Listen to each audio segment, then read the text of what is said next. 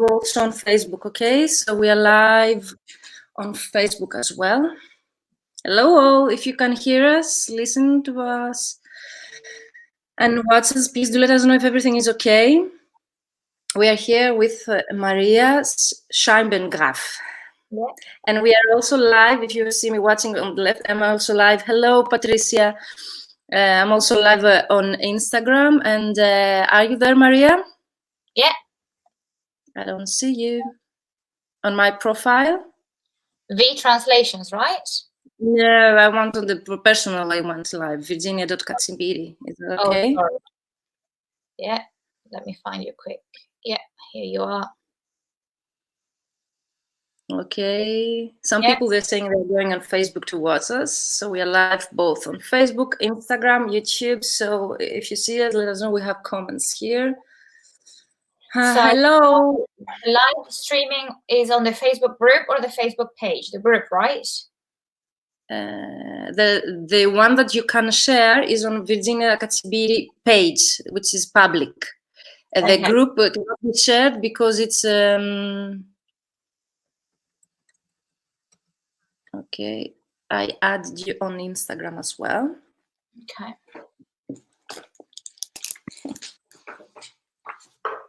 And we have a great topic today for you that you're interested in marketing nowadays with the crisis here. Maria has 13 pages of content to share with you. We can hear you. Okay, someone is commenting on Facebook and hasn't clicked on the link StreamYard above the actual live. Most probably is Ellen Singer. Ellen, if it's that you can click in order to see your comments, your name along with your comments. So let's start because we are also live on YouTube and the recording is going to be the same and it's going to be reset later.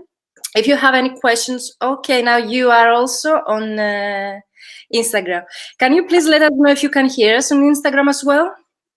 Everything is okay on Instagram. Patricia Udilo says is going on Facebook to watch us from Instagram, but it's very nice because we can share later on Instagram as well. Maria, the live is going to remain and we can share it if we want on Instagram as well.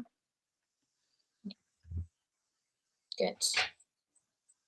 Okay. I don't think that today there is going to be an echo problem because we have fixed it. But please do let us know on Instagram if you can hear us and listen well.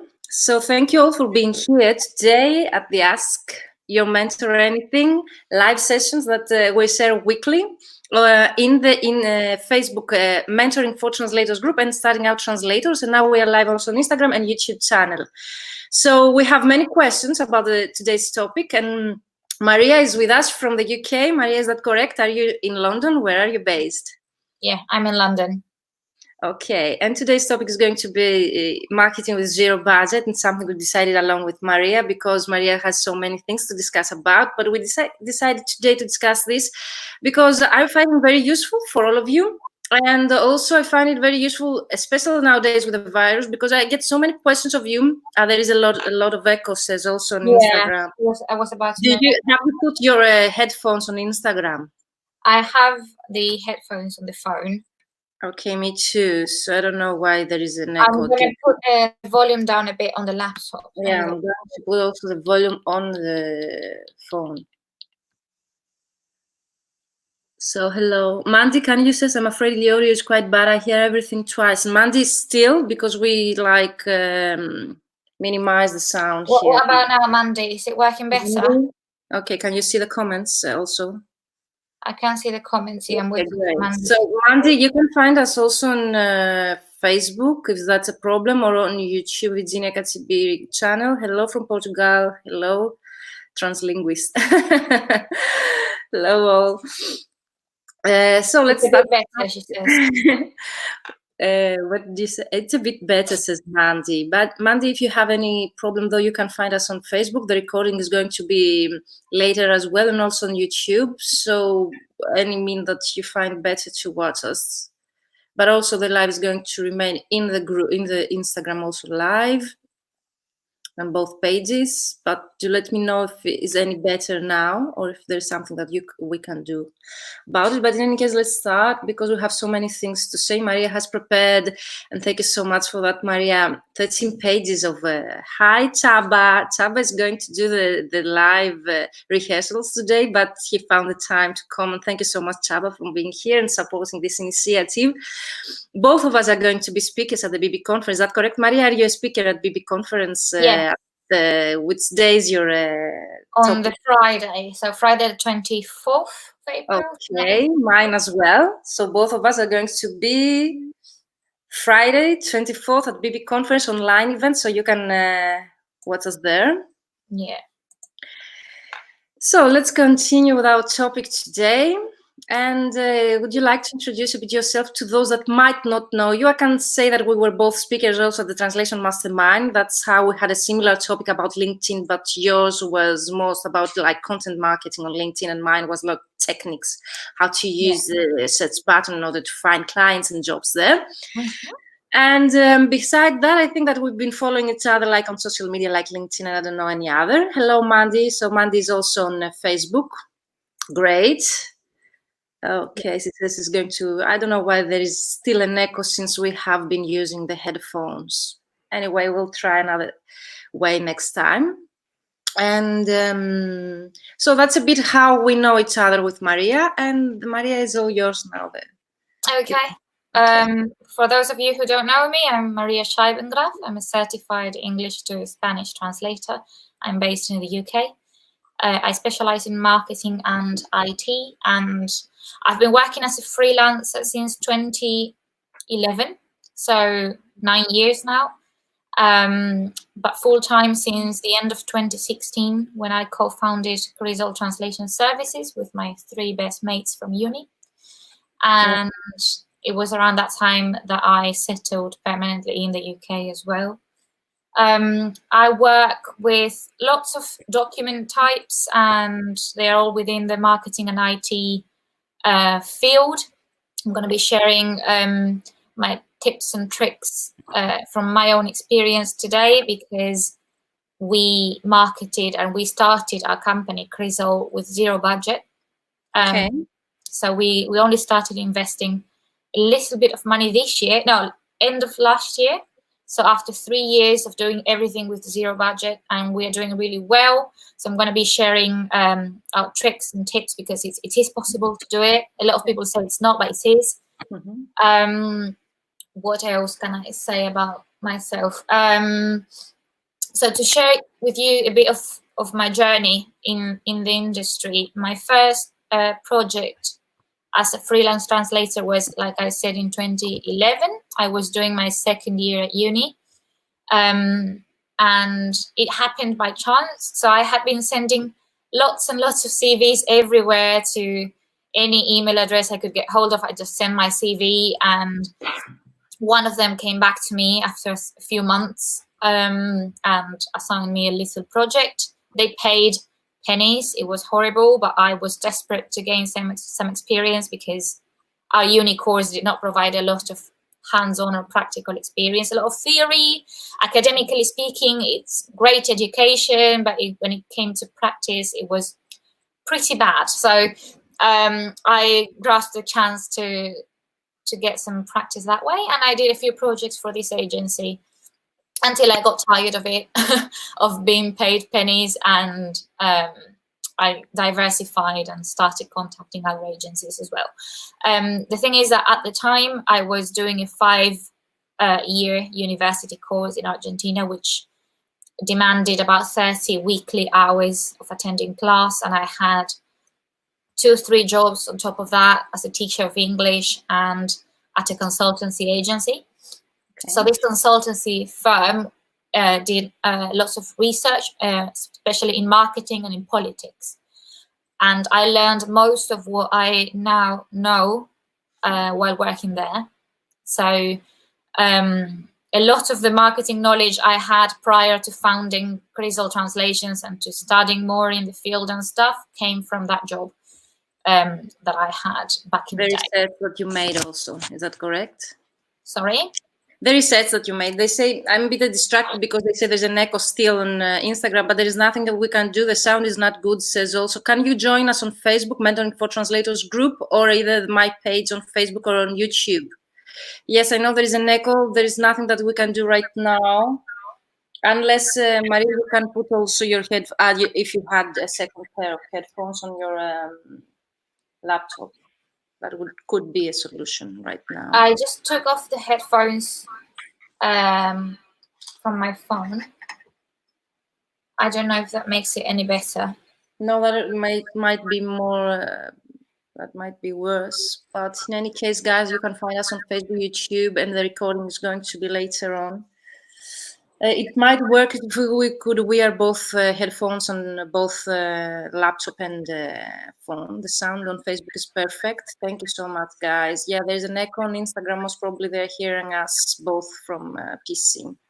But we'll find to fix it next time. In any case, there will be a recording and the live is going to stay there. And also you can find us on Facebook or on YouTube if you want to watch the live still. Yeah. So, Maria, because it's very interesting what you're saying now, you're describing a situation. I think it's worse that because I'm listening to my voice now. So maybe you could put the headphones. It's better. Yeah, I put them back in through your PC. You're describing a situation that all of us have been through, like starting out from the university. All of my mentees have the same complaint. No one taught us during the university years how to find our first client or how to enter the translation market. So that was one of the reasons that I created this initiative, because there is no knowledge, neither here in Greece. So if there is no in the UK, imagine here in Greece. So there's a lot of problem. I encountered the same problem 15 years ago. So I started out in 2007. So, and still nowadays we have the same. Now it's better, says. So okay, great. Someone got here. Okay. So yeah, what I meant is that we didn't have any translation praxis. So no one made us translate enough to become good translators when we graduated. We had all the theory, we had all the academic information that we needed, or everything that from a theoretical point of view, but no one was making us practice. So when I had a chance to take on a few projects, even if they paid pennies, I took it as a kind of freelance apprenticeship, if you want. Apprenticeship, practice. Just practice. And that's how I started out. But like I said, that first client, that first agency client was pure luck. I did nothing right to get them as a client. I just sent thousands and thousands of CVs, and eventually one of them noticed me, which is not the way to do things. So there's much more efficient ways to get agencies or direct clients to notice you and to hire you. And that's what we will be talking about today. Okay, let's start then with the questions that I'm sharing with most of sorry for the Instagram thing. That's all right.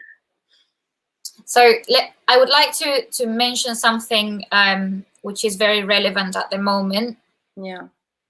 With the whole coronavirus situation, with the whole lockdown and stuff, if there's one profession that can take advantage of that, is our profession. Because I've been telling that, I've been repeating myself, saying that also during the economic crisis we've been here in Greece with an economic crisis, I don't remember, since 2008, 9, many years. And during worldwide, during this crisis, translation was among the 10 best professions to go after during the crisis, the economic crisis. That we had a rise in the income, also the projects, the workflow. So yes, I totally agree with you. There's so much content being produced at the moment around coronavirus everywhere, in all sorts of media. So it's not just print and billboards, TV shows, awareness videos. There's also companies communicating to their customers about the policies that they are following regarding coronavirus and stuff. There's so much around the matter that is being produced, and all of that needs to be translated, because especially with coronavirus, that's a global thing. It's a global pandemic. So the whole country and all of the languages are interested in what's happening. That means there's loads for us to translate at the moment. So that's an opportunity that we need to seize. And we work online, we work digitally, we work remotely, most of us. Or if we don't, we can. So that's very important as well to mention. Now is the time to get down and sort out your marketing. Now's the time to sort out your personal branding, especially because there's no opportunity for offline networking at the moment. So everyone is turning to social media, to professional platforms like LinkedIn to do online networking, and you need to be there. You need to be present because your digital presence online, on social media, on LinkedIn, on your website, that's all going to determine whether clients hire you or someone else for the job. Ideally, you would have wanted to start some time ago, so that results are starting to show now, but it's never late. It's never too late. So I'm encouraging everyone to just make themselves noticeable on LinkedIn at least, which is a gold mine at the moment. So yeah, that's my advice. I would say everywhere, because now even our clients, or even businessmen, or even big companies, executives that would hire us are on Facebook because they have much more time free. So yeah. I would suggest everywhere, or you choose the mean that you would like to be visible online, then go after. LinkedIn is very useful all the time, and now, of course. So let's start a bit to go very quickly to the questions that we ask all of our guests here, so as to let mentees and members in the group to know you a bit better. How did you start out? So you answered that, but and you answered already. How did you find your first client? By sending CVs, which okay, but that way doesn't mean that you have to, or you will find a good client. But in any case, you have to continue the try, make research, and go after the goal that you want. Yeah. So in 2014 and 2015, I spent some time here in the UK for the first time. I took a sabbatical. And I came to the UK to immerse myself in the language and the culture. That's when I also joined the sales team for the Times and the Sunday Times, the newspaper. And I received lots of training in all things sales and marketing, which I also later transferred to Chryso. So in 2016, when we graduated from uni after a long 7 years, it took me a bit longer because of this sabbatical, my partners and I decided to found Chryso as a way to set an example in the industry, because we were really annoyed, for lack of a better word, at the industry conditions and the exploitation, especially in Argentina, where a lot, I'm not going to say all, but many agencies in Argentina, what they do is they work for foreign agencies that pay them the same rate they would pay a freelancer. And the Argentine agency then hires Argentinian translators and keeps most of the profit. So that we were very, very annoyed at that, and we said the only way to change the reality is by setting an example that things can be done and profit can be made without exploiting our colleagues, without exploiting other translators, and also by empowering translators and novel, especially those who are novel in the marketplace, to market themselves correctly and effectively, so that they will not be in a position to have to accept pennies. We never blame, at least my colleagues and I, we never blame novel translators for accepting pennies. We never know their situation. You cannot judge the reasons why someone has been forced to accept exploitative work conditions. We blame the people who take advantage of that. So that's how we founded Chryso, and we were facing a big challenge because we didn't have any budget to go and compete in the market.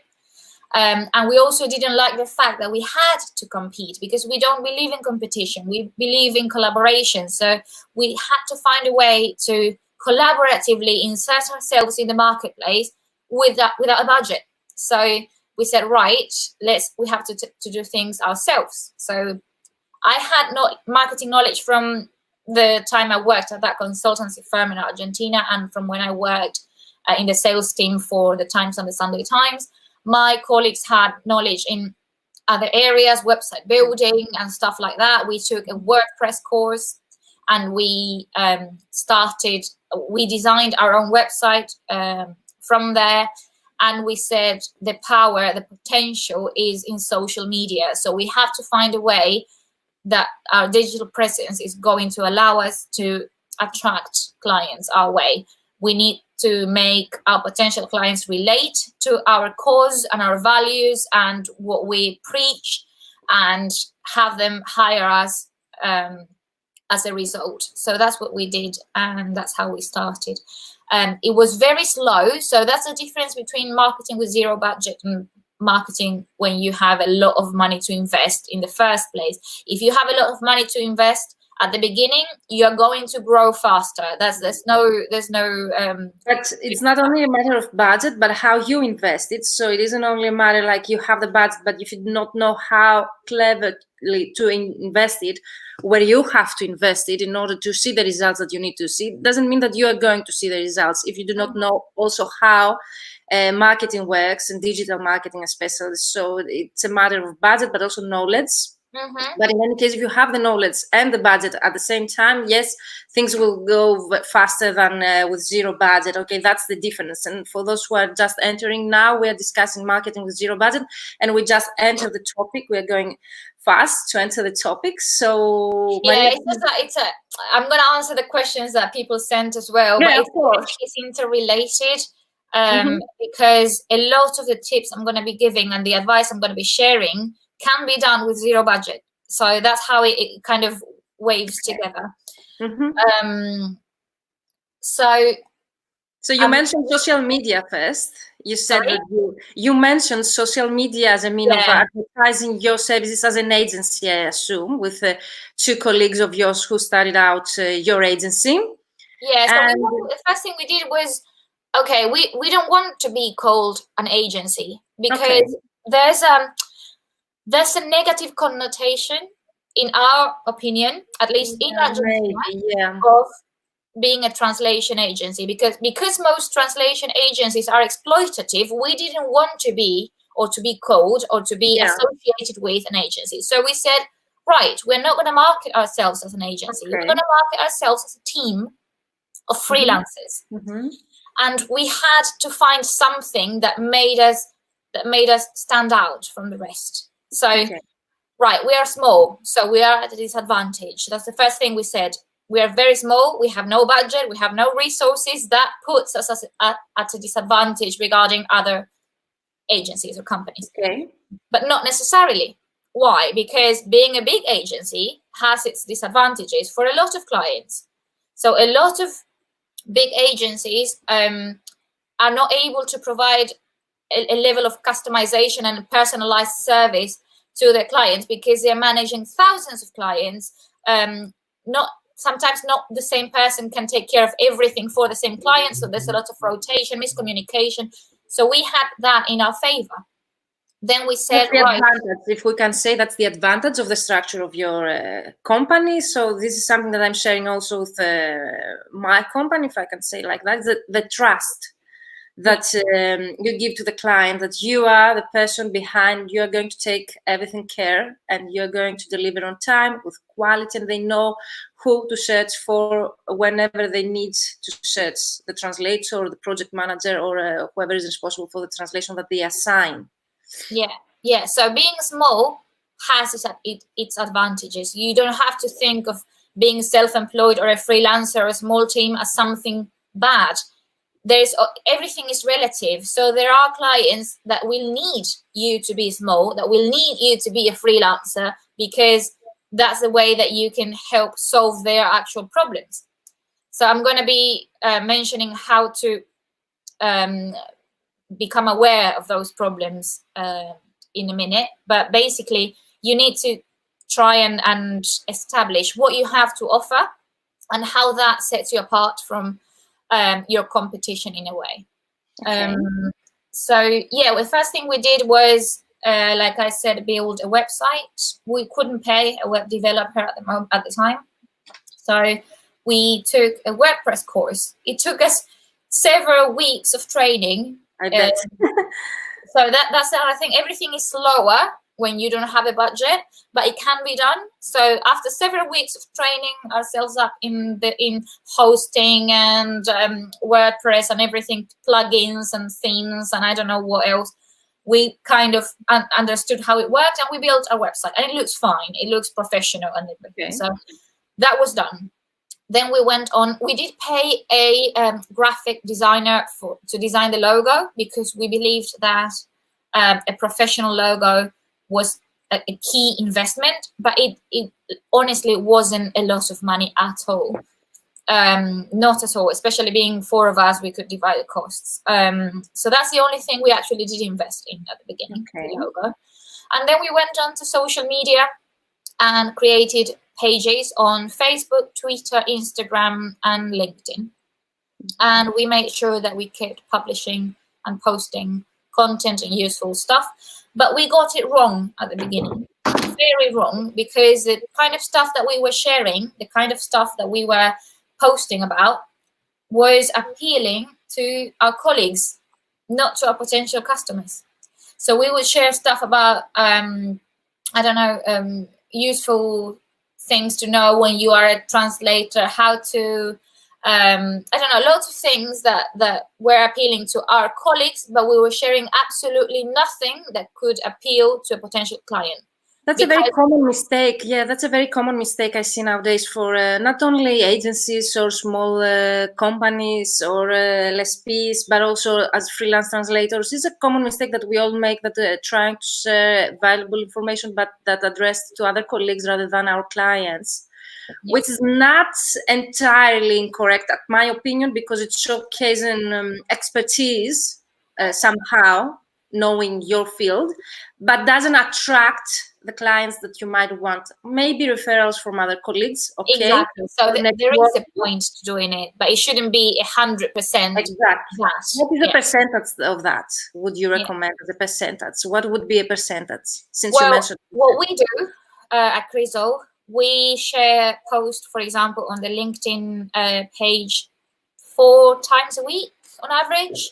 Okay. One of those times, it's on Fridays, and we share it under the Translation Friday and useful resources hashtags, and those are aimed at our colleagues. Okay. That's so 1 out of 4, is that correct? 1 out of 4. 1 out of 5. So 4 or 5 times a week we're sharing content, and one of those times is for our colleagues. The rest of the times it's for our potential clients. Okay. Why did we get it wrong at the beginning? Because no one told us that we had to sit down and think who was our potential client. So we had no clue. We had never researched exactly what we wanted. We were not specialized or fully specialized in any particular niche or sub-niche. We did have some fields that we preferred over others and that we had more experience in, but we had not taken specialization seriously when we first started. So there was no way we could target a particular client or a particular type of client and research them and find their pain points and show them how to solve them, because we didn't know in the very first place who we wanted to sell to. That's so why. I want to recap what you said already, because it includes the whole strategy that we teach or might mentor to our mentees. Do you know that I have mentees like with more than 10 years of experience, they do not still know their target markets and they do not know their niche, and they come to me in order to work on their avatar, even though they're in the business 10 years. And I don't mean like to blame anyone from that, but it's missing information and knowledge, like that you have to create a strategy. In order to create a strategy, you have to know your clients. If you do not know who the client is, how you are going to create a strategy in order to attract them or to provide the content that they want to find online in order to reach you.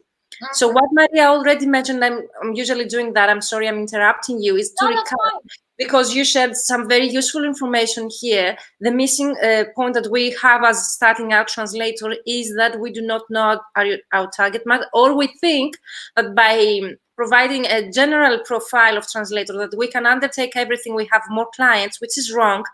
So Maria already mentioned that you have to become specialized, you have to find your niche, and you have to have a target market, which will help you to create the content you are going to share online, nowadays online, in order to provide value to those clients that you want to attract, because otherwise those clients are not going to find you, and it's more difficult if you provide generic, for example, content that might apply to many people and is not targeted. That's even more difficult, and that's the main pain point of those that they're saying, I'm providing content consistently and every week, and I'm all over all the platforms, but I don't see any results. This is most of the times the problem, that they provide generic content, they are not targeted, and most of the times they haven't done this research that you already mentioned to find their specialization, their niche, and also their target market in order to create, after that, their strategy. Yeah,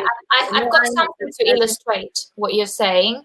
It's a LinkedIn post from a few days ago by Peter Wendt. You can find him on LinkedIn. Is he one of the people that you advise us to follow on LinkedIn? Yes, is it in absolutely. the list? Okay. We are going to share this list with the people later. So please, Maria. Yeah. So this is what he wrote. It's very short, and I think it illustrates it beautifully. Okay. 4 private doctors each write a proposition. Example. Yeah. Number 1, I am a doctor. Number 2, I am a doctor. I help women. Number 3, I am a doctor. I help pregnant women. And number 4, I am a doctor. I help older first-time mothers understand and manage the risks they face in the first 20 weeks of pregnancy. So Mabel is a 37-year-old first-time mum. She's 8 weeks pregnant and looking for expert advice. All 4 of the doctors think they are the perfect person to help her. Mabel doesn't even notice the first 3. There is nothing in their proposition for her. When she reads number 4, she says, that's me. He just described me. Doctor number 4 has a very small audience of people he appeals to. Most of them come to him because he's so focused. Doctor number 1 has a vast potential audience, but no one contacts him because they don't know what he stands for. So finding your niche isn't about reducing the amount of competition. It's about reducing the size of your audience by being specific about what you do and who you target. Small audiences are scary, but they are easier to talk, and the conversations are much more fruitful. I think that example is perfect, and it's the same for us translators. It's not the same to say I'm a translator, then I'm an English to Spanish translator specialized in marketing and IT, and I can help you boost your return on investment by localizing your UX and UI strings on your app and website, for example. Yeah, you know, Maria, what would be the question for most people? Like, you can see also Francis' question. She doesn't know how to do it in order to attract. Can you see the question in the comments? I said here in your screen, PC screen underneath of us. Oh, sorry. So there's content created by translators and social networks, and I think the majority attract translators. Yeah. So this is what we were saying at the beginning. Those people do not have in mind their potential client when writing out the content. So the first thing to create content that attracts potential clients is by speaking to them. So, but you cannot speak to them if you haven't figured out who they are. So first of all, you need to create a buyer persona. There's a very good tool on HubSpot, the HubSpot buyer persona, I think it's called. There are 4 tools about Avatar. If you're talking about Avatar, I have 4 links. We can share them later. One of them is HubPost. HubPost Avatar. There are 4 links I can share about Avatar specifically. Perfect. Yeah, so first step is to sit down and think, what do you have to offer and who's your ideal client? You build that persona, you think what problems they have, how you can help them solve those problems, and then in the content that you share on social media, you reflect that. You reflect their pain points and you reflect the ways you help them solve it. So that's to answer the question by Francis here. Yeah, Francis is also the person who asked the last two questions that we are going to address later. So Francis, keep with us because we're going to answer your questions. We've received them, and thank you for sending them anyway. But my question was before you, on what you said already, Maria. If we have like two niches, or if we want like to address our service to 3 different avatars, what do you suggest in such a case? Because I am a translator, but I'm not only a legal translator, for example. I don't only provide certified or SWOT translations, but I have been like providing web translations as well, and application localization projects like for the last 5 years, for example. So I should create 3 different contents, and how do you suggest this should apply, like in a daily basis or weekly basis? It is possible. It is possible to have more than one field of specialization. I myself have marketing and IT as my specializations, but I would suggest that you rank them in order of preference. What kind of work you would like to get the most in what field, and then you share the content accordingly. So if you prefer to get legal work and then maybe a little bit less of localization work, then your content should reflect that. But I absolutely recommend targeting all of your avatars. What I don't recommend is having or saying that you have, because I don't think it's actually possible, to say that you have 7, 8, or 9 fields of specialization. Yeah, that's a very common question. How many should people have as specialization? I can say 2 so or 3 that comes from the issue that we need to define what is being a specialist. What does it mean to be a specialist? What does it mean to be an expert? Because we're not doctors, though. Yeah, we can be a bit wider than a doctor, I guess. Yeah, the doctor should be that specialized, but the translator might have a bit wider, like, spectrum of client. One thing is to say I'm highly experienced in something. One thing is to say I really enjoy this field, and a very different. Or another thing might be I'm starting to specialize in a certain field, and a different thing is to say I am an expert in. So what you need to do to attract new clients is to establish yourself as an expert in your field. I don't think it is possible to be an expert in 7, 8, or 9 fields. So you can say, to be an expert, what do you need to be an expert? You need a lot of hands-on experience and practical experience over the years. And by a lot, I mean a lot. And you need training, theoretical, academic, ideally, or some kind of training in the field, continuous professional development in the field. All of that together makes you an expert in the field. Unless you have, I don't know, 7, 8 degrees and you've had 7 or 8 job positions throughout your life, all of them in different fields, it's very hard to say that you're an expert in 7 or 8 fields. And yet we receive thousands of CVs from translators claiming that they are experts in financial translation, healthcare, marketing, legal. Yeah, we see that. Like, no, that is not possible. I don't believe it. You left the live, it says here. Maria, it says you left the live. Crisol Translations left live. Oh, I'm out of battery.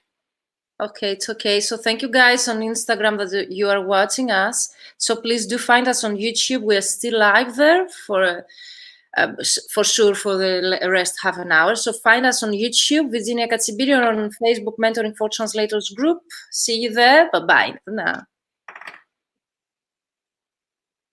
Right. I'm going through the other questions here. Yeah, can you see them? Yeah.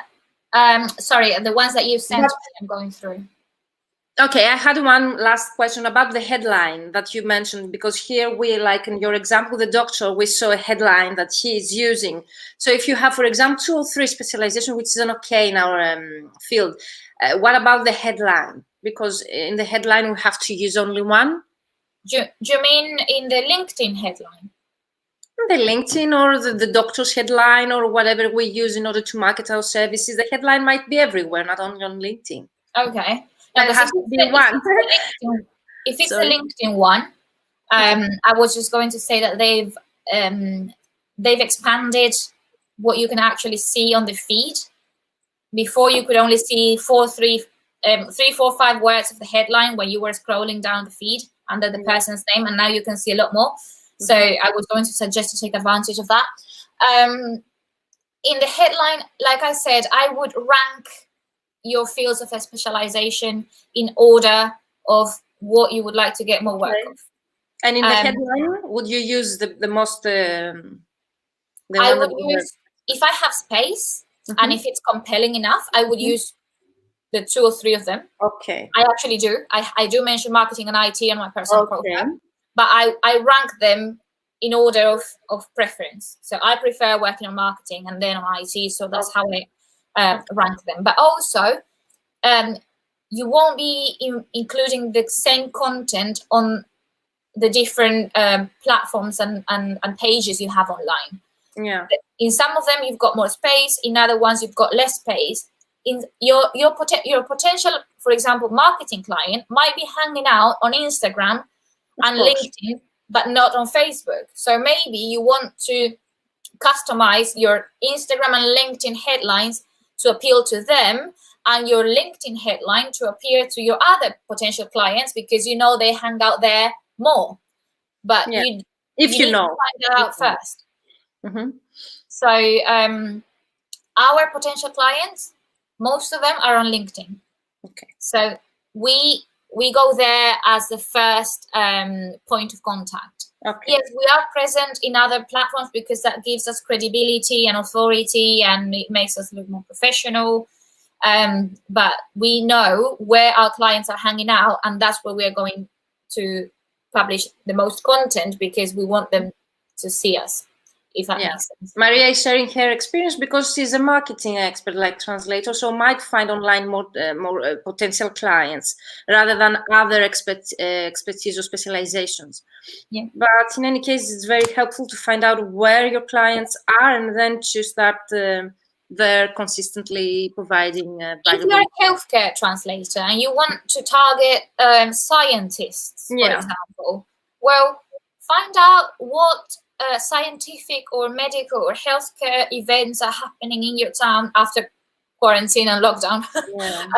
Find out if there are any happening, where they network, where do doctors and scientists network, where do they meet each other. Go and make yourself present there. So it doesn't, when I say go where they're hanging out, I don't just mean online, I mean offline as well. You need to go and find them. If you don't find them, they won't see you. And if they don't see you, you cannot appeal to them for them to hire you. I'm concentrating online because nowadays we do not know how long will this last. So after this is over, because it will be over, we have to remember that you know, offline is also another way to find clients, and we should be combining both of them. Of course, not at the moment, but when this is over, that's important too. The other question that you sent me yesterday was, how do you know you're good at what you're doing if the clients don't understand the language you are translating into? I never asked this question. You feel free to ask your mentor anything Google form. So these are the questions that Maria is replying right now. Yeah, so it's a very interesting question. We've all asked it ourselves at some point. In the marketing field, this is easier because everything is quantifiable and everything is measurable in marketing. So if the results your translation is yielding are level with the source text results, then you've done a good job. If your translation is underperforming in terms of results, conversions, website visits, or whatever, then you know there's something to adjust there. So in terms of marketing, that's quite easy to know if you've done a good job or not. The thing is, in the other fields, something that's really good to build up your confidence and to help you believe in yourself and the fact that you know your stuff and you're doing a good job is to start by working with more experienced colleagues. So proofreading, you mean? Assigning the proofreading or editing of your work, for example? Yes, either yourself, or if you work with agencies, for example, ask them to have your work proofread or edited but most importantly, ask them to share the editor's feedback with you. You need feedback to learn, and if that feedback comes from more experienced colleagues who've been doing your job for a longer time, then you can see where you're failing, where you could be improving, and over time that will help you build an area of knowledge and a library of resources and things to back up every translation choice that you make. So I think this question addressed to those that they work for direct clients, because if you work for an agency, they might not know the language you're working on, but you're going to receive a feedback from the agency, I bet, because they're working with proofreaders and editors. But in any case, the client doesn't have to know the language that you're working on. But since they are using your services to translate in that specific language, most probably they're addressing the text to people that they know the language. So they might, most of the times, they will receive feedback on the content. If not the translation itself, but the content. And if the work is not good, they're going to receive feedback from their clients. Yeah. So they're going to receive a feedback from not directly your client, but the audience they address, the text you translate for them.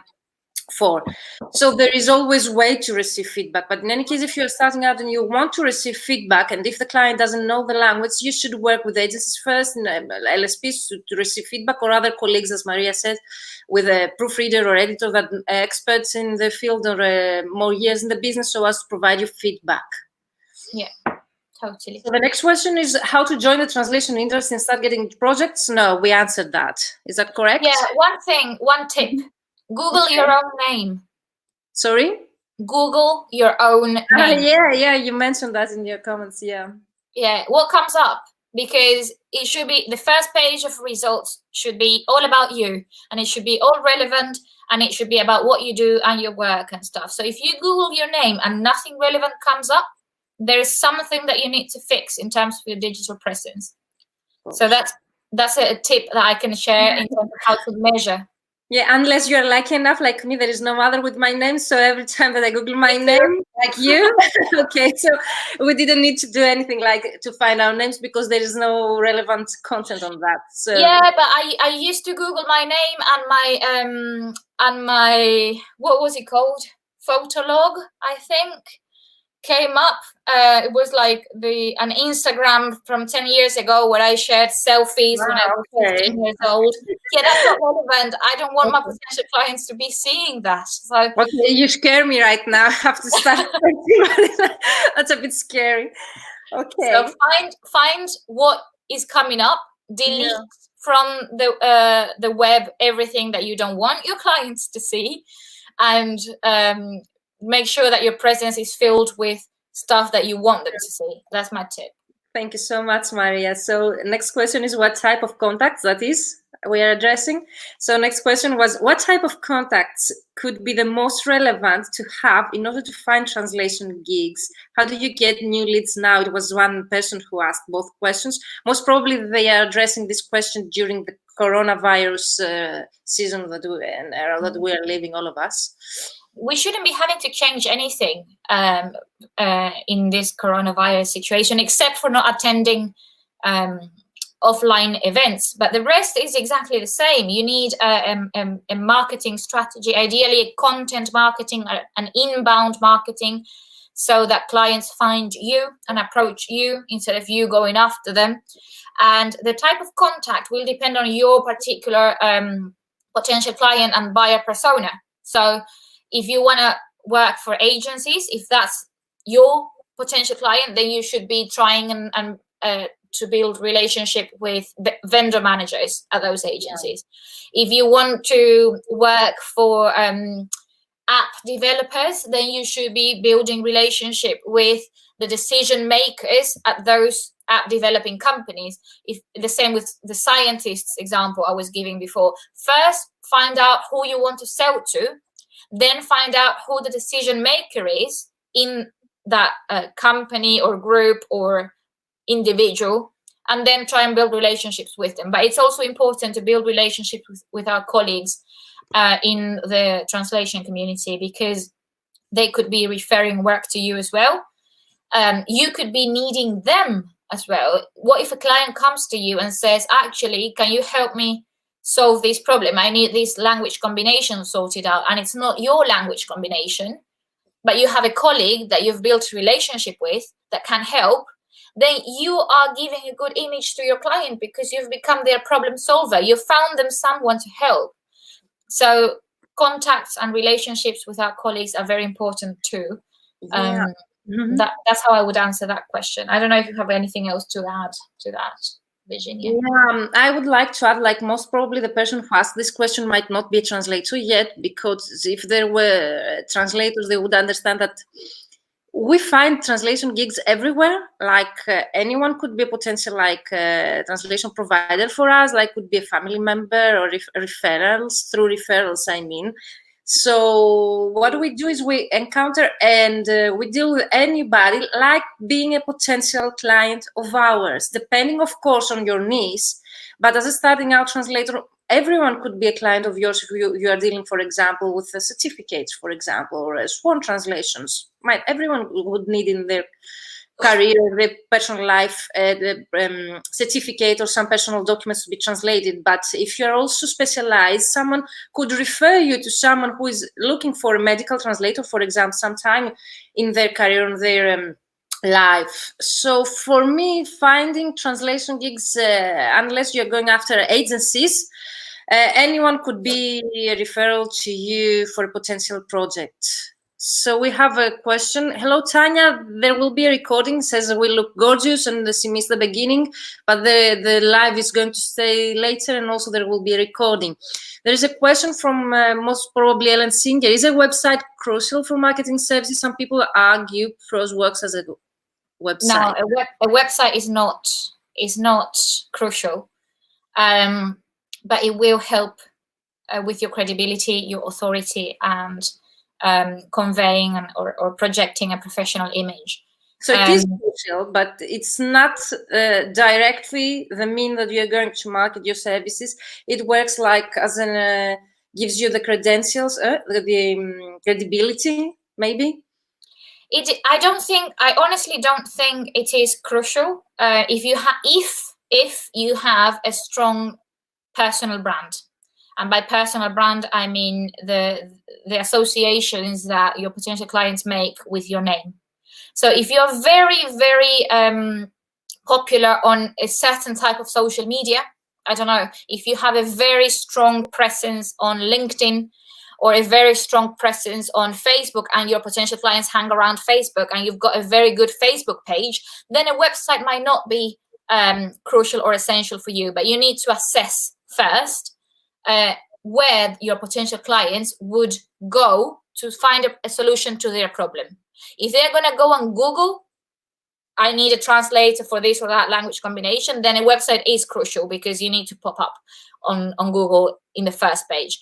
But if they're going to resort to social media to find someone to solve their problem, or to LinkedIn, then if you're there already and your presence is strong, then a website becomes secondary or becomes background and complements your whole digital presence, but not being essential. There is not one single answer to this. It depends on every translator's personal circumstances and field of expertise and where their clients are. I totally agree with you, Maria, but I wouldn't imagine myself as a professional without a website. I never get clients from this website, but I wouldn't imagine claiming myself as a professional without having an online presence. And by an online presence, I don't mean only the social media, but I mean having a website, even if the actual website doesn't bring you clients, if you do not work towards that direction, using the actual website to attract clients. And the question continues, like, some people argue prose works as a website. No, for me, but no. Maria. No. It's another way where you can establish your profile or your credentials and stuff. Going back to what you said, it is important to have a website. I'm not saying it's not important. It will add, like I said, it will add to your credibility, to your authority, and it will give you a professional look. It will make you look professional. I just don't think that not having a website will equal not getting work. You can get work Yes, as I mentioned, I never got a client from the actual website, but I would never That's what I imagine. mean by crucial or essential. It's not that if you don't have a website, you will not get work. Exactly. But it is important to have a website. For some translators and for some fields, it is more important than for others. That's what I think. It also depends on the clients. That if you're going to work with direct clients, I always advise my mentees to have a website or an online absolutely. Totally. If they are going to work with direct clients. Totally. If you're going to work with agencies only as a translator, then yes, might pros link to your profile work that direction, and might that was the misinterpretation that way. Like some people argue that pros works as a website. That's the problem, because they work only with agencies. And if you work only with agencies, I know people having just a Gmail and making like 5 and 6 figures income per year without having a website or a professional email address. Totally. So depending on who is your client. So Caroline says, sorry for the delay, girls, but for some reason I still don't understand. The internet wasn't helping me to see you on Instagram. Glad you guys are here. Sorry, Caroline, but yes, we are here. Instagram, we are going to work on that direction later. Tanya says, I agree, a website will help you claim your online reputation. Yes, of course, that's the point. And Caroline says, I don't know if you have already talked about it. If so, I apologize for repeating it. But do you believe LinkedIn is the best social media channel for marketing strategies? I agree with you. It's very relative to each person's circumstances and potential clients. I will say that for most industries, especially now in the coronavirus context, everyone is turning to LinkedIn to network. Because they cannot attend offline events, they're attending online discussions to network there. So you would probably have noticed it on your feeds. There seems to be a lot more people becoming active and posting stuff and saying, hi, I've never used this before, but here I am. It's getting easier and busier and busier. And it's very good to take advantage of that. If you already have a certain presence, then increase it. And if you don't, then start it. It's not gonna yield magic results overnight. The trick to LinkedIn is basically persistence, persisting over time, and consistency. That will eventually get you to where you want to get, but it takes time. That's also important to mention, because a lot of people think this is magical. It happens from one week to the next. No, it doesn't. It needs consistency and being there the whole time, which takes time.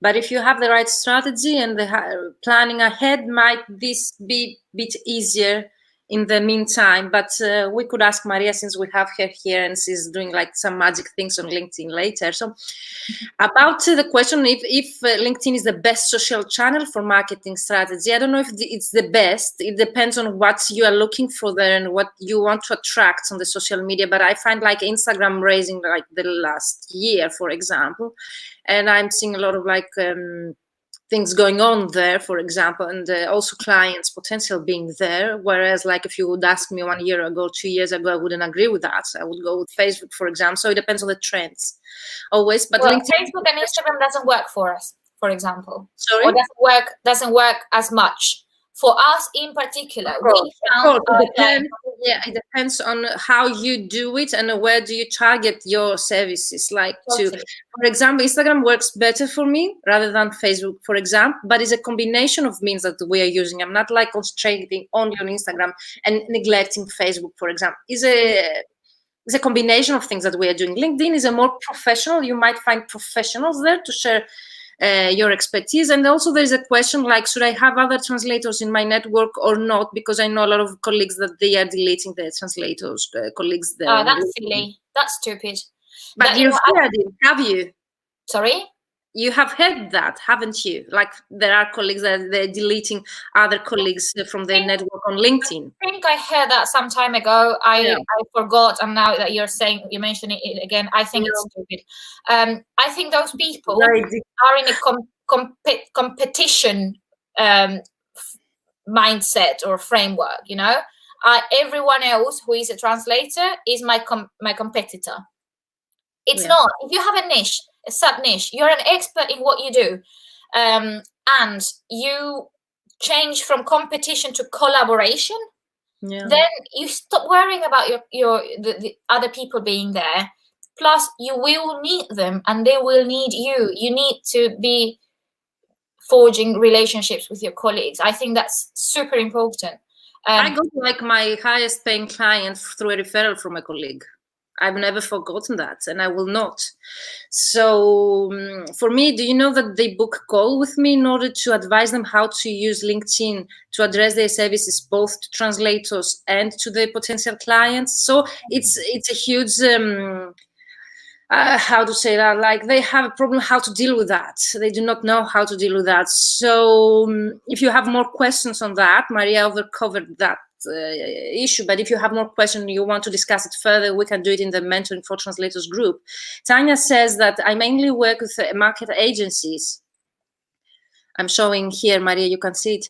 Oh, sorry, I've got. Yeah, I'm trying to help you. But yeah, I know plenty of translators who can do without, but I do recommend at least having an online business card, yeah, with your own domain, which can use professional mail address. Not a fan of Gmail address. Yes, I'm not a fan either. But I know translators who make six-figure businesses and income per year with just a Gmail. So it's a matter of how you. I know them too. I don't know how they do it though. I can't tell how they do it, but it depends on what you want to do and how you want to do and who is your client. So it has a lot of parameters here. So Tanya, I don't know what it says here. I haven't read it here. If you can see, I don't know what does it say. What do you think about Instagram for marketing services? Maria says it doesn't work for her. I say that nowadays, for me, Instagram is the most powerful because it's very faster. It doesn't need so much work and so much content marketing. Instagram doesn't work with so much content rather than like images and very short messages there and maybe hashtags and other strategies that you have to use. But I am a fan of Instagram. I really like it. I don't compare it with LinkedIn, and what I usually advise is to be everywhere, but to choose one or two networks in order to be more consistent and do the job that you want to do in order to attract the results that you want to do. So my advice is like, depends on what you want to do. What is your goal? And I also suggest go and try it. Don't ask just for other people's experiences. It's trial and error. So go and try it for some time to see if it works for you. Yeah, it's nice to have an opinion on that, how other people are doing it. So, but why not ask? Yeah, I mean, do not rely only on that to make a decision. Of course, yes. So use it as guidance. Try and see if it could work for you. And if you come to the conclusion that it could, then go and try it, because you will not know for sure until you give it a go. And I would also suggest, do not feel pressure to be on every social media. Sometimes just picking one or two platforms or sites will suffice for you. You might need to try with 2 first and then another 2 and say, oh, this one worked better, I will combine it with this other one. Yeah, and all of that takes time and trial and error and research. So just try it.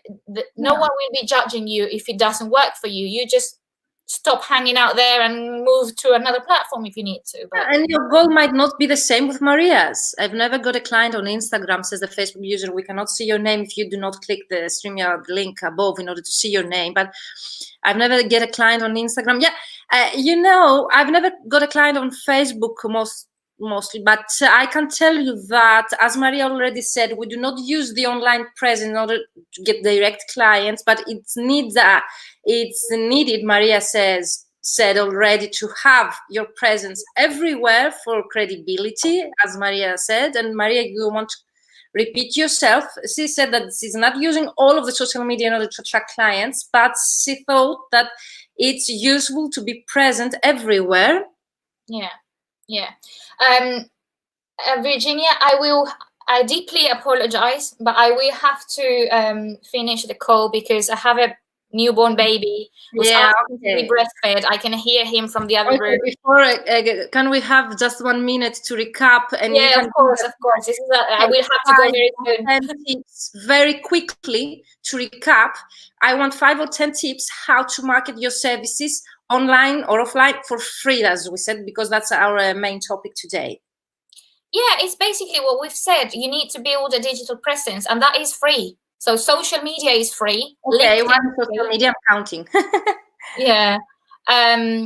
Word of mouth. So make sure absolutely everyone knows what you do. because your potential customer might come from your neighbor, someone your neighbor knows, and they've asked them if they could recommend anyone, and they recommend you. So word of mouth and making sure that everyone knows what you do. Making sure that your personal brand is strong, and by personal brand I mean your name. So your name should be associated with expert in whatever field you're working in. A website might be another way. There are free ways of setting up a website, like on WordPress, and there are other website builders. You might have, like, maybe on the domain name you might have an extra bit there signaling that it's a free service or something, but to start with, it's absolutely valid. What did you say? What's the name? Fiverr? Sometimes when you use certain website builders, like, I don't know, WordPress, Wix, I can think of several. Sometimes if it's a free plan, if you're not paying for that, that might show in your domain, like .wordpress.com or something like that. It's okay to start with. When you get some money to pay for your own domain, you can do it. But to start with, you can get a website for free. What else you can do for free? I think that's enough. The rest of I can say like a bit, because we are like it's blogging. You can start writing. It's free to write. It creates content and it creates SEO. Enhancing your SEO by adding keywords on your website or your LinkedIn. It's also a way to market your services. Enhancing your social media by adding keywords and by providing content consistently is also a way to market your services for free. Starting a video, for example, if you want to provide valuable information towards your clients. Having social media pages, not only personal profiles, that also adds value. Networking online is free to start discussion with potential clients, to become member on groups on LinkedIn in order to provide your valuable information, your value to potential clients. All these ways are for free. So until now, Maria said social media, all social media, website. I added SEO, added blogging, interviews, videos, being online, present, and branding. Also, networking online is for free.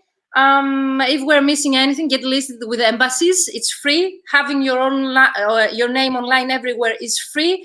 To add your address or your name listed online, like Google My Business or Yellow Pages online. Professional directories like directories. Yes, just to be everywhere. These are free ways to market your service and providing value and quality work to your clients that you have worked already. Word of mouth and referrals is a free way to market your services. If you consider any other ways, speak at events, says Tanya, and also client events would be easier and a better way. Congratulations to both, very interesting. Organize your own event.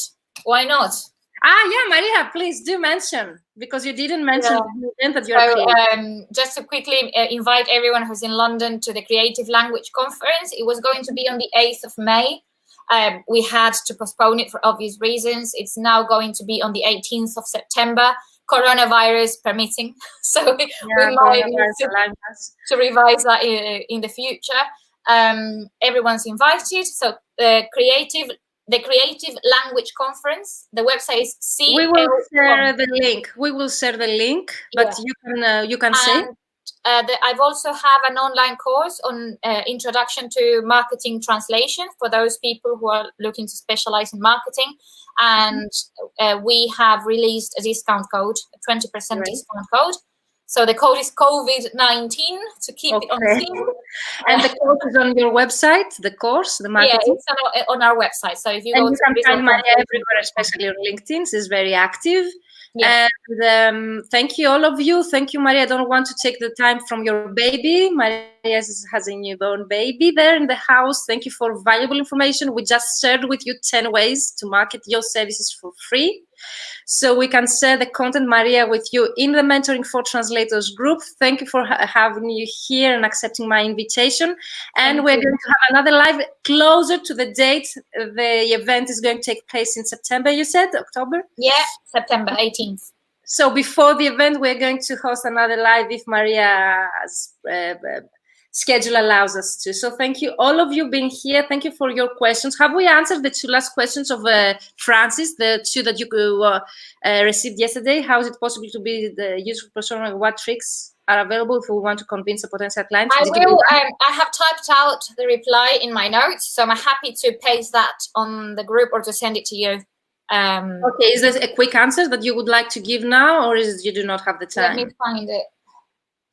So Francis, we have your questions and I'm going to repeat them just for the video shake here. How is it possible to build a useful persona when we want to work with direct clients and we are beginning in translation? In this case, the translator doesn't know what the direct clients think about the place of translation in the business. Well, okay. It's more of the same thing. Yeah, we're going to share the avatar. We're going to share 4 avatar persona creation links in the comments underneath the live. So, Francis, you're going to be covered unless Maria wants to add something. Just that you can educate your potential clients through the content that you share, and you can share successful stories from other clients that you've helped who've had similar issues that you help them solve, or even just general stories from people who are not your clients but who faced similar problems that got solved through the kind of services that you offer. We keep educating the clients every day, so it's something that we never stop doing it. So what tricks are available if we want to convince a potential direct client about hurdles she or he isn't aware of and that translation can help her or him overcome? It's a very similar question. Same thing. First of all, identify those hurdles as specifically as possible. Identify the pain points. Try and think and put yourself in the shoes of your potential client and what they might be struggling with, and then offer solutions. And offer solutions through your content. Thank you so much, Maria. Thank you, everyone. If you are still having questions, comment below. Maria is a member of our group. I'm in the group. We're going to follow up later. So thank you so much, Maria. Thank you all. Bye-bye for now, and see you later in the Mentoring for Translators group. See you later. Bye now.